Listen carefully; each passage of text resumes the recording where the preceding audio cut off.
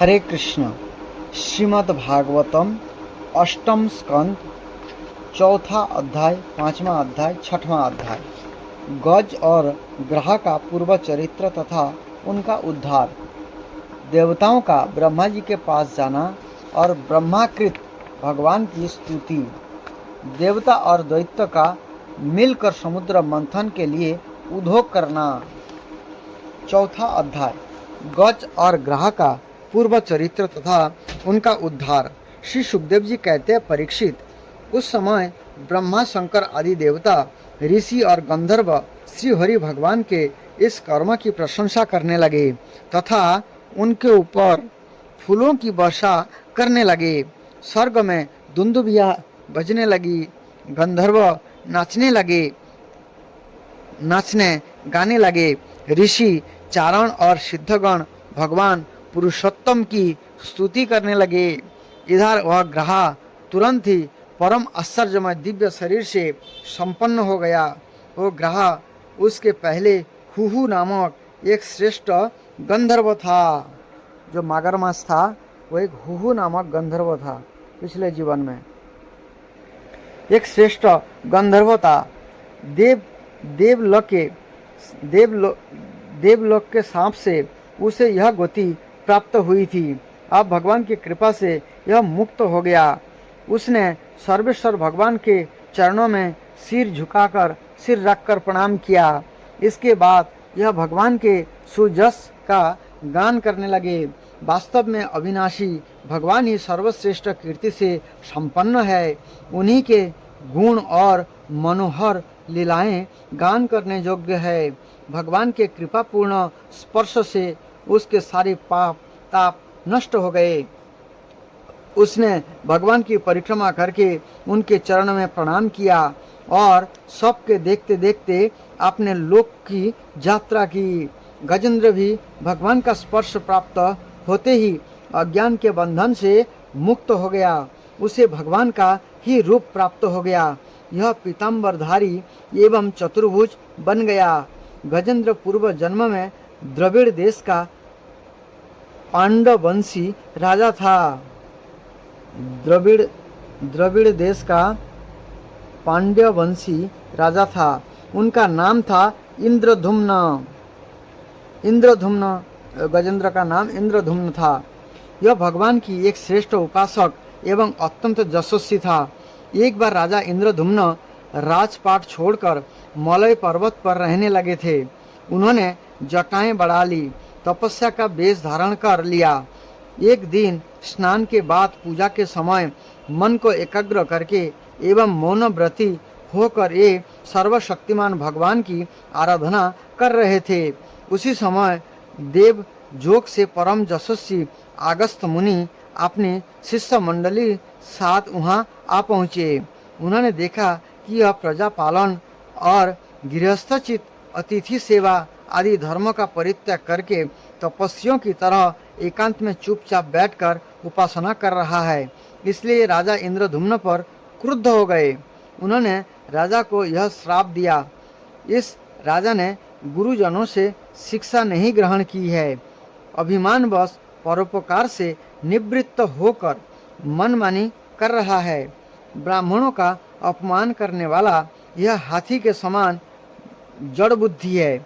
इसीलिए इसे वही घोर अज्ञानमयी हाथी की जोनि प्राप्त हो।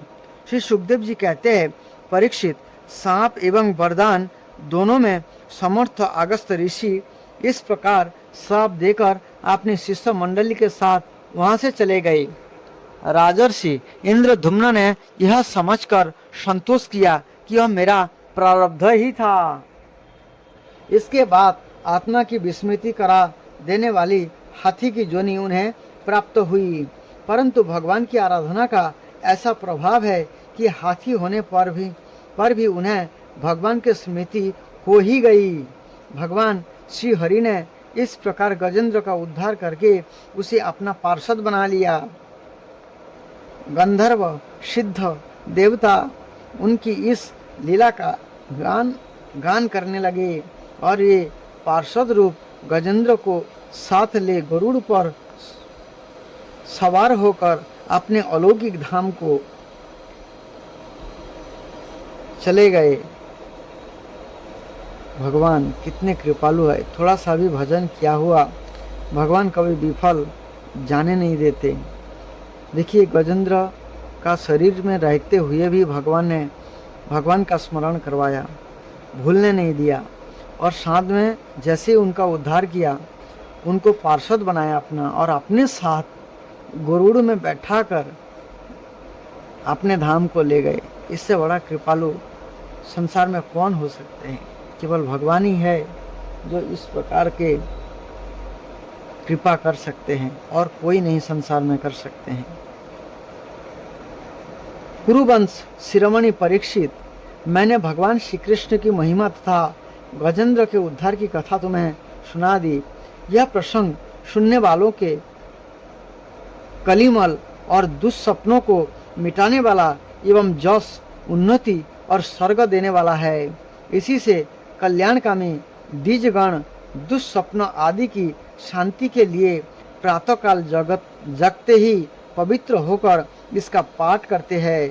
परीक्षित, गजेंद्र की स्तुति से प्रसन्न होकर सर्वव्यापक एवं सर्वभूत स्वरूप श्री हरि भगवान ने सब लोगों के सामने ही उसे यह बात कही थी। श्री भगवान ने कहा, जो लोग रात के पिछले पहर में उठकर इंद्रिय निग्रह पूर्वक एकाग्र चित्त से मेरा, तेरा तथा इस सरोवर, पर्वत एवं कंदरा, वन, बेत, कीचक और वहाँ के झुरमुट, वहाँ के दिव्य वृक्ष तथा पर्वत शिखर, मेरे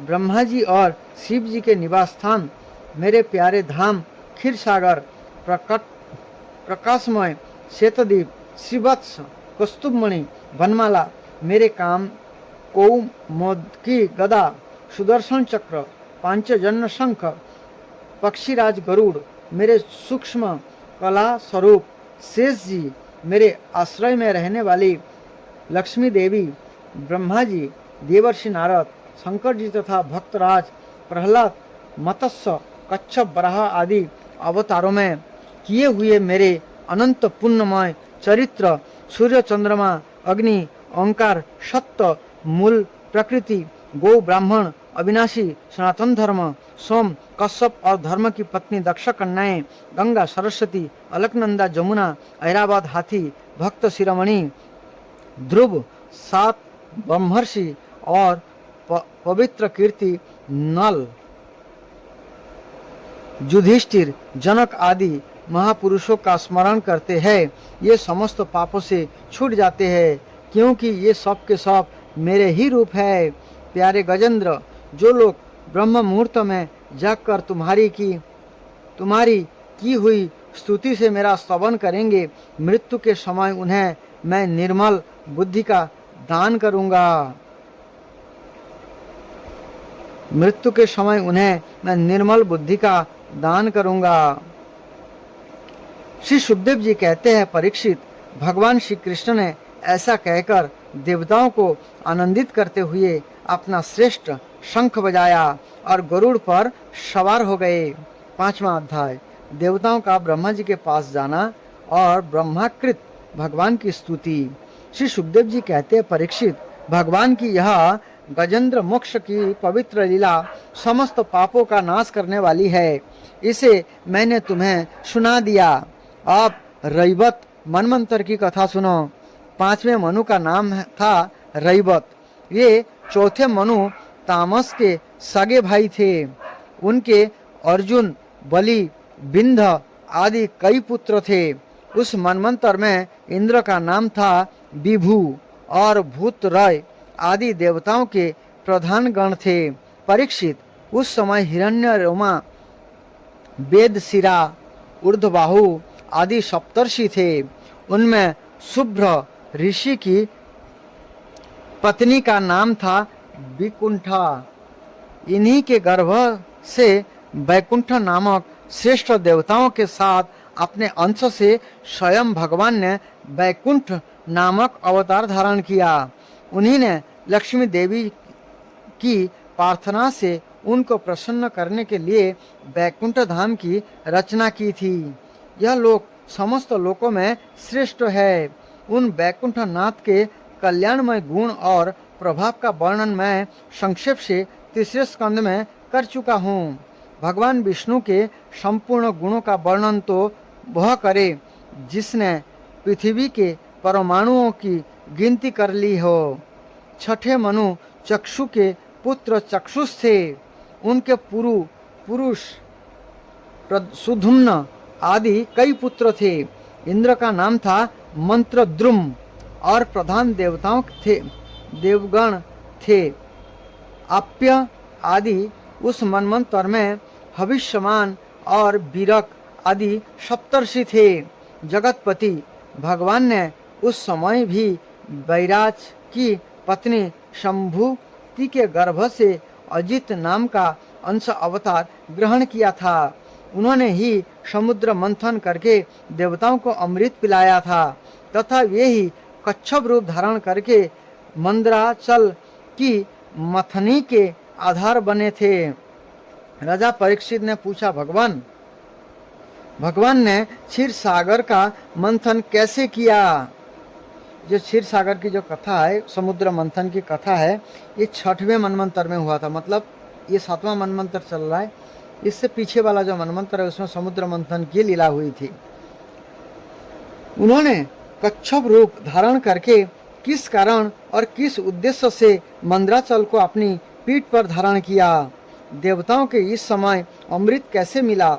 और भी कौन कौन सी वस्तुएं समुद्र से निकली? भगवान की वह लीला बड़ी ही अद्भुत है। आप कृपा करके अवश्य सुनाइए। आप भक्त वत्सल भगवान की महिमा का जो जो वर्णन करते हैं तो मेरा हृदय उसको और भी सुनने के लिए उत्सुक होता जा रहा है। अघाने का तो नाम ही नहीं लेता। क्यों ना हो, बहुत दिनों से यह संसार की ज्वाला से जलता जो रहा है। सूत जी ने कहा, शनक आदि ऋषियों, भगवान श्री सुखदेव जी ने राजा परीक्षित के इस प्रश्न का अभिनंदन करते हुए भगवान की समुद्र मंथन लीला का वर्णन आरंभ किया। श्री सुखदेव जी कहते, परीक्षित, जिस समय की यह बात है उस समय असुरों ने अपने तीखे शस्त्रों से देवताओं को पराजित कर दिया था। उस युद्ध में बहुतों के तो प्राणों पर ही बन आई। ये रणभूमि में गिरकर फिर उठ न सके। दुर्वासा के श्राप से तीनों लोक और स्वयं इंद्र भी श्रीहीन हो गए थे।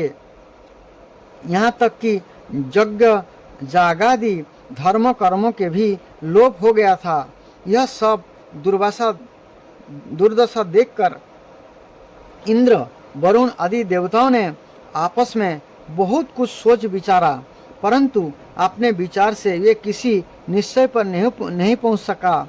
तब वे सब के सब सुमेरु के शिखर पर स्थित ब्रह्मा जी की सभा में गए और वहां उन लोगों ने बड़ी नम्रता से ब्रह्मा जी की सेवा में अपना परिस्थिति का विस्तृत विवरण उपस्थित किया। ब्रह्मा जी ने स्वयं देखा कि इंद्र, वायु आदि देवता श्रीहीन एवं शक्तिहीन हो गए हैं।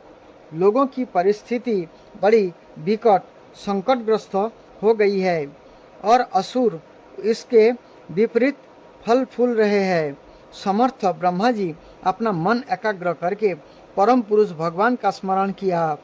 फिर थोड़ी देर रुककर प्रफुल्लित मुख से देवताओं को संबोधित करते हुए कहा, देवताओं, मैं शंकर जी, तुम लोग तथा असुर, दैत्य, मनुष्य, पशु पक्षी, वृक्ष और सेदज आदि समस्त प्राणी जिनके विराट रूप के एक अत्यंत स्वल्प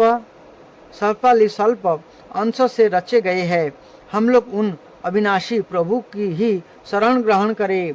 यद्यपि उनकी दृष्टि में ना कोई वध का पात्र है और ना रक्षा का, उनके लिए ना तो कोई अपेक्षणीय है और ना कोई आदर का पात्र है ही, फिर भी सृष्टि स्थिति और प्रलय के लिए समय समय पर ये रजगुण, सतगुण और तमगुण को स्वीकार किया करते हैं। उन्होंने इस समय प्राणियों के कल्याण के लिए शतगुण को स्वीकार कर रखा है, इसलिए यह जगत की स्थिति और रक्षा का अवसर है। अतः हम सब इन्हीं जगत गुरु परमात्मा की शरण ग्रहण करते हैं। ये देवताओं के प्रिय है और देवता उनके प्रिय, इसलिए हम निज जनों का वे अवश्य ही कल्याण करेंगे। श्री सुखदेव जी कहते हैं, परीक्षित, देवताओं से यह कहकर ब्रह्मा जी देवताओं को साथ लेकर भगवान अजित के निज धाम बैकुंठ में गए। वह धाम तेजमयी प्रकृति से परे है। उन लोगों ने भगवान के स्वरूप और धाम के संबंध में पहले से ही बहुत कुछ सुन रखा था, परंतु वहाँ जाने पर उन लोगों को कुछ दिखाई ना पड़ा। इसलिए ब्रह्मा जी एकाग्र मन से वेदवाणी के द्वारा भगवान की स्तुति करने लगे। ब्रह्मा जी बोले, भगवान आप निर्विकार, सत्य, अनंत, आदि पुरुष, सबके हृदय में अंतर्जामी रूप से विराजमान, अखंड एवं अतर्क है। मन जहाँ जहाँ जाता है वहाँ वहाँ आप पहले से ही विद्यमान रहते हैं। वाणी आपका निरूपण नहीं कर सकती। आप समस्त देवताओं के आराधनीय और स्वयं प्रकाश है। हम सब आपके चरणों में नमस्कार करते हैं। यह प्रसंग विष्णु पुराण में इस प्रकार आया है। एक बार श्री दुर्वासा जी वैकुंठ लोक से आ रहे थे। मार्ग में ऐरावत पर चढ़े देवराज इंद्र मिले। उन्हें त्रिलोकाधिपति जानकर दुर्वासा जी ने भगवान के प्रसाद की माला दी, किंतु इंद्र ने ऐश्वर्य के मत से उसका कुछ भी आदर न कर उसे ऐरावत के मस्तक पर डाल दिया। ऐरावत ने उसे सूंड में लेकर पैरों से कुचल डाला। इससे दुर्वासा जी ने क्रोधित होकर श्राप दिया कि तू तीनों लोक सहित शीघ्र ही श्रीहीन हो जा। ये विष्णु पुराण का कथा है, कैसे इंद्र को दुर्वासा जी ने श्राप दिए थे और क्यों दुर्वासा मुनि श्राप दिए थे वो बताया गया है। और साथ में सारे देवता लोग जो है श्रीहीन हो गए थे। यही कारण था कि दुर्वासा जी इंद्र पर कृपा करने के लिए उनको माला पहनाते, लेकिन उसका आदर नहीं किया, इसलिए दुर्वासा मुनि ने श्राप दे दिया। आप प्राण, मन, बुद्धि और अहंकार के ज्ञाता है, ये ब्रह्मा जी कह रहे। इंद्रियां और उनके विषय दोनों ही आपके द्वारा प्रकाशित होते हैं। अज्ञान आपका स्पर्श नहीं कर सकता। प्रकृति के विकार करने, मरने, जीने वाले शरीर से भी आप रहित है। जीव के दोनों पक्ष अभिधा और विधा आप में बिल्कुल ही नहीं है। आप अविनाशी और सुख स्वरूप है। सत्ययुग, त्रेता और दापर में तो आप प्रकट रूप से ही विराजमान रहते हैं। हम सब आपकी शरण ग्रहण करते हैं। यह शरीर जीव का एक मनोमय चक्र रथ का पहिया है। 10 इंद्रियां और 5 प्राण, ये 15 इसके अरे है। सत्य, रज और तम, ये 3 गुण इसकी नाभि है। पृथ्वी, जल, तेज, वायु, आकाश, मन, बुद्धि और अहंकार, ये 8 इसमें नेमी अर्थात पहिया घेरा है। स्वयं माया इसका संचालन करती है और यह बिजली से भी अधिक शीघ्रगामी है। इस चक्र के धुरे है स्वयं परमात्मा। यही एकमात्र सत्य है। हम उनकी शरण में है जो एकमात्र ज्ञान स्वरूप प्रकृति से परे एवं अदृश्य है, जो समस्त वस्तुओं के मूल में स्थित अव्यक्त है और देश, काल अथवा वस्तु से जिनका पार नहीं पाया जा सकता। वही प्रभु इस जीव के हृदय में अंतर्जामी रूप से विराजमान रहते हैं। विचारशील मनुष्य भक्ति योग के द्वारा उन्हीं की आराधना करते हैं। जिस माया से मोहित होकर जीव अपने वास्तविक लक्ष्य अथवा स्वरूप को भूल गया है, यह उन्हीं की ही और कोई भी उसका पार नहीं पा सकता। परंतु सर्वशक्तिमान प्रभु अपने उस माया तथा उसके गुणों को अपने बस में करके समस्त प्राणियों के हृदय में समभाव से विचरण करते रहते हैं। जीव अपने पुरुषार्थों से नहीं, उनकी कृपा से ही उन्हें प्राप्त कर सकता है। हम उनके चरणों में नमस्कार करते हैं। यह तो हम देवता एवं ऋषिगण भी उनके परम प्रिय सत्वमय शरीर से ही उत्पन्न हुए हैं, फिर भी उनके बाहर भीतर एक रस प्रकट वास्तविक स्वरूप को नहीं जानते। तब रजगुण एवं तमगुण प्रधान असुर आदि तो उन्हें जान ही कैसे सकते हैं। इन्हीं प्रभु के चरणों में हम नमस्कार करते हैं। उन्हीं की बनाई हुई पृथ्वी उनका चरण है। इस पृथ्वी पर जरायुज, अंडज, सेदज और उद्भिज ये 4 प्रकार के प्राणी रहते हैं। ये परम स्वतंत्र, परम ऐश्वर्यशाली पुरुषोत्तम पर ब्रह्म हम पर प्रसन्न हो।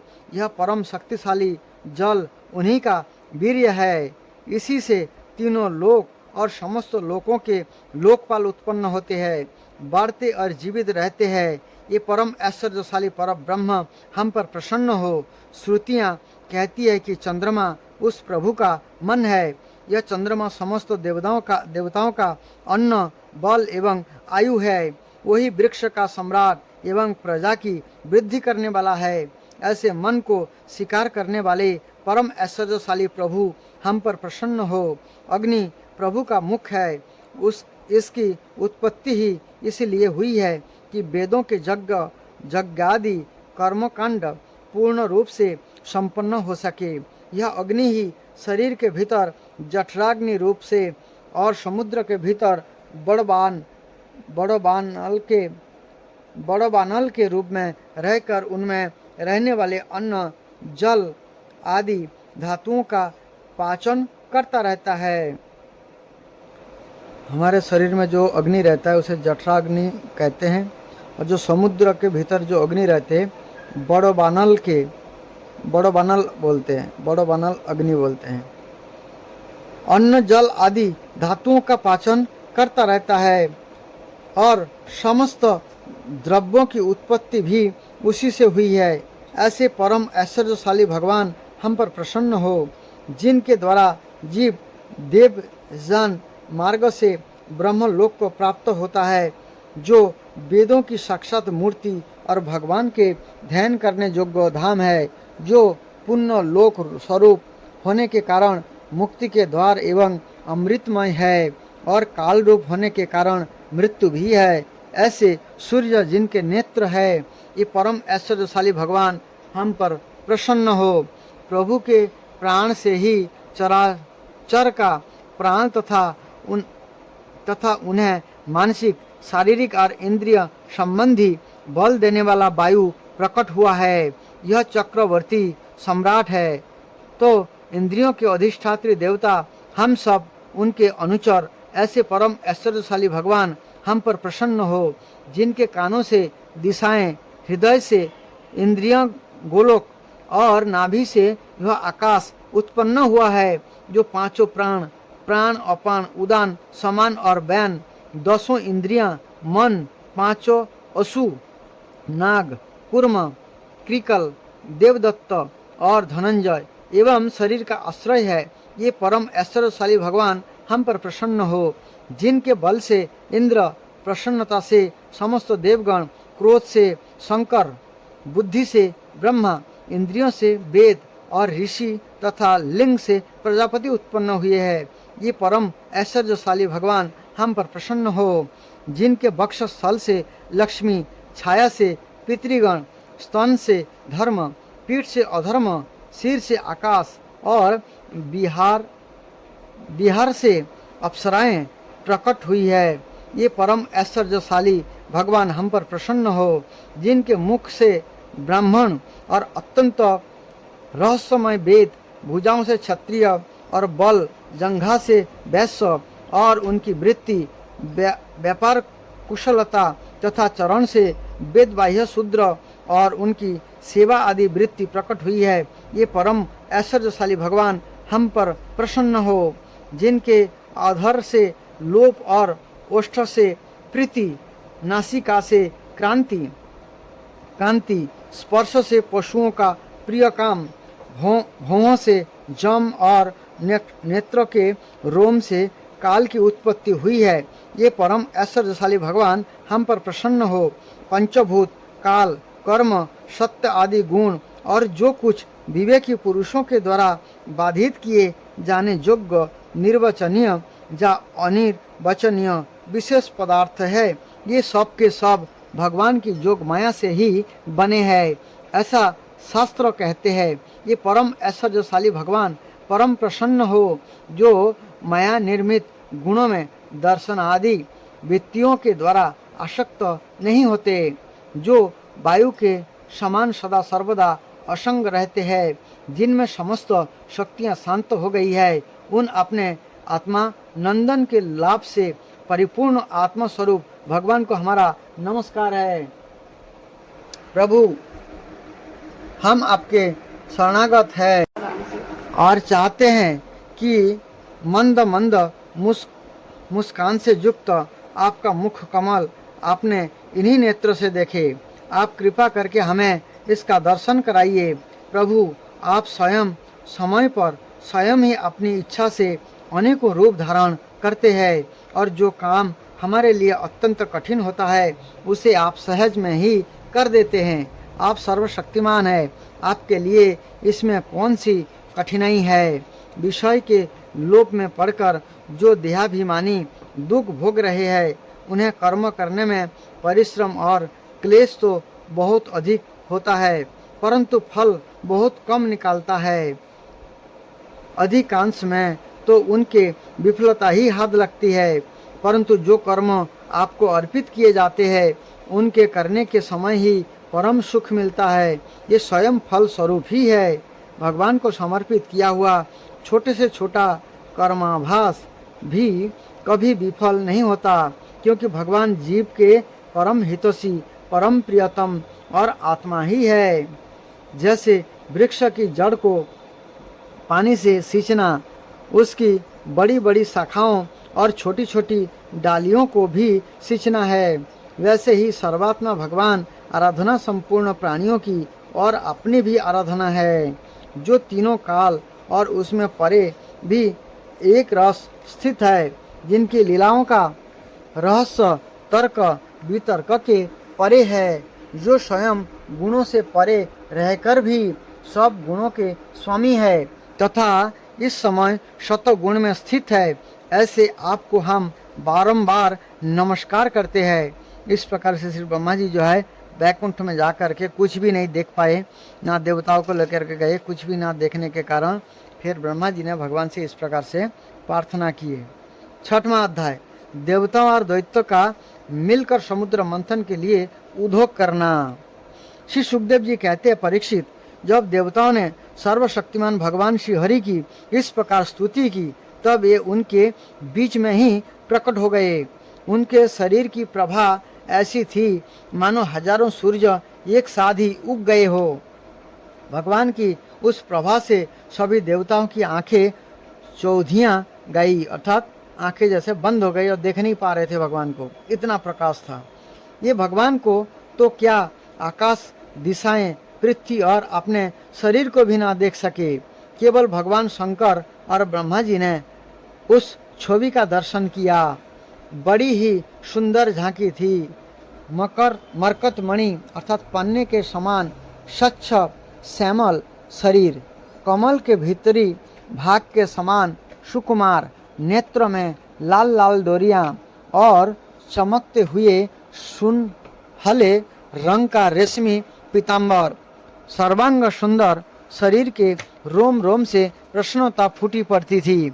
धनुष के समान टेढ़ी भुएं और बड़ा ही सुंदर मुख, सिर पर महामणिमय किरीट और भुजाओं में बाजूबंद, कानों के झलकते हुए कुंडलों की चमक पड़ने से कपोल और भी सुंदर हो उठते थे, जिससे मुख कमल खिल उठता था। कमर में करधनी, लड़ियां, हाथों में कंगन, गले में हार और चरण में नूपुर शोभायमान थे। वक्षस्थल पर लक्ष्मी और गले में कस्तूभ मणि तथा बनमाला सुशोभित थी। भगवान के निज अस्त्र सुदर्शन चक्र आदि मूर्तिमान होकर उनकी सेवा कर रहे थे। सभी देवताओं ने पृथ्वी पर गिरकर साष्टांग प्रणाम किया। फिर सारे देवताओं को साथ ले शंकर जी तथा ब्रह्मा जी परम पुरुष भगवान की स्तुति करने लगे। ब्रह्मा जी ने कहा, जो जन्म, स्थिति और प्रलय से कोई संबंध नहीं रखते, जो प्राकृत गुणों से रहित एवं मोक्ष स्वरूप परमानंद के महान समुद्र है, जो सूक्ष्म से भी सूक्ष्म है और जिनका स्वरूप अनंत है, उन परम ऐश्वर्यशाली प्रभु को हम लोग बार बार नमस्कार करते हैं। पुरुषोत्तम, अपना कल्याण चाहने वाले साधक वेदोक्त एवं पंचरात्रक विधि से आपके इसी स्वरूप की उपासना करते हैं। मुझे भी रचने वाले प्रभु, आपके इस विश्वमय स्वरूप में मुझे समस्त देवताओं के सहित तीनों लोक दिखाई दे रहे हैं। आप में ही पहले यह जगत लीन था, मध्य में भी यह आप में ही स्थित है और अंत में भी यह पुनः आप में ही लीन हो जाएगा।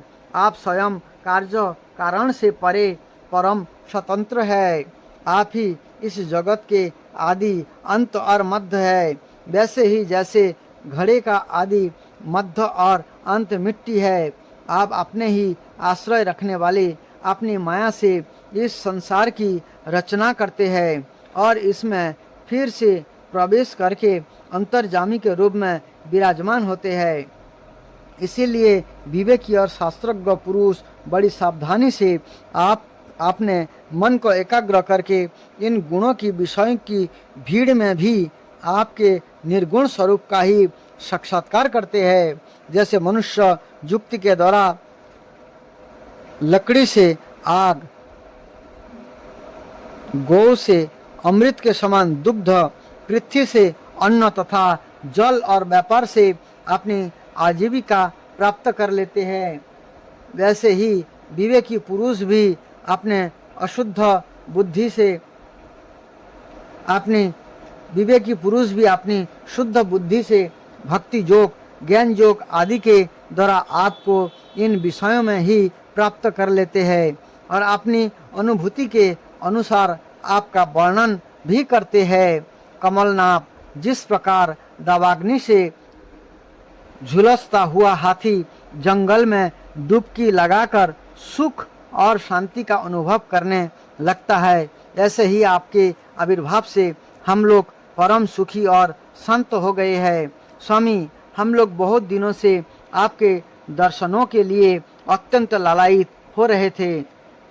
आप ही हमारे बाहर और भीतर के आत्मा है। हम सब लोकपाल जिस उद्देश्य से आपके चरणों की शरण में आए हैं, उसे आप कृपा करके पूर्ण कीजिए। आप सबके साक्षी है, अतः इस विषय में हम लोग आपसे और क्या निवेदन करें।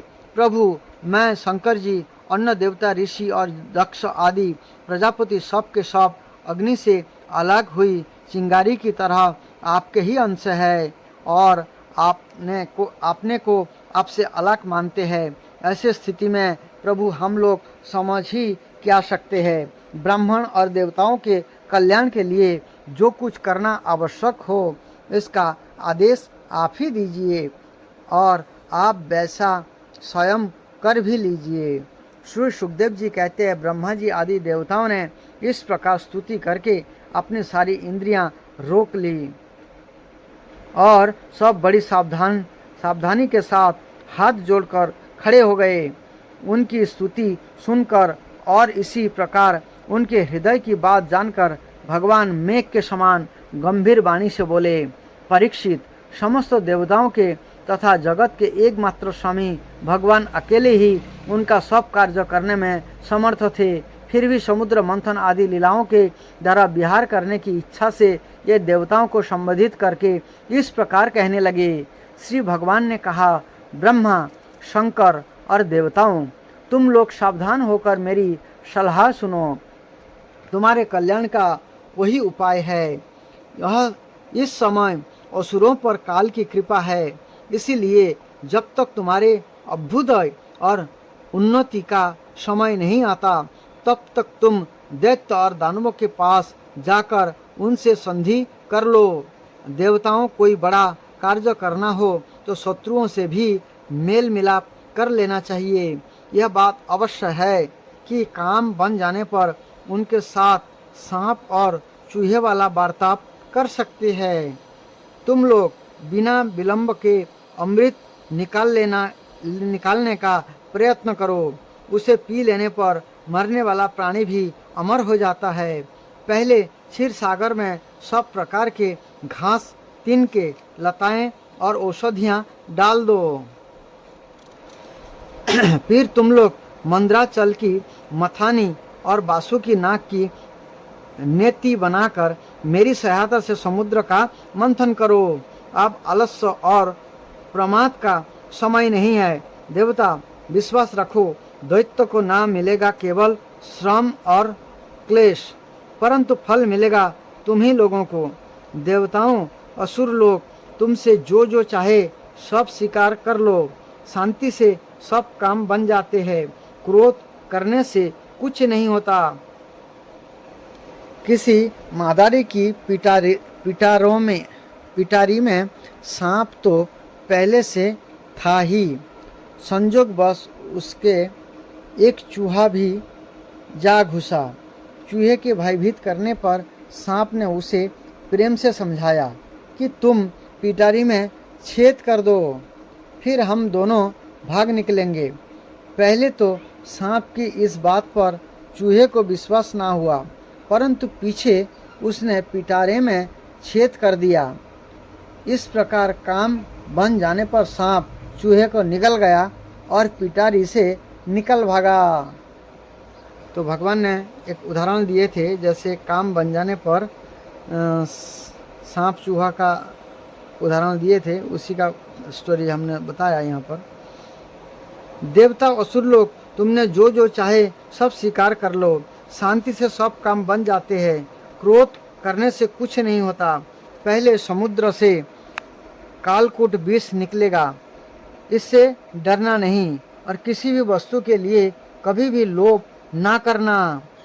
पहले तो किसी वस्तु की कामना ही नहीं करनी चाहिए, परंतु यदि कामना हो और वह पूरी ना हो तो क्रोध तो करना ही नहीं चाहिए। देखिए कितना सुंदर उदाहरण दिए हैं भगवान ने। बोले पहले तो कोई कामना नहीं करनी चाहिए, कोई कामना होता भी है तो पूरी नहीं होती है तो क्रोध बिल्कुल नहीं करनी चाहिए।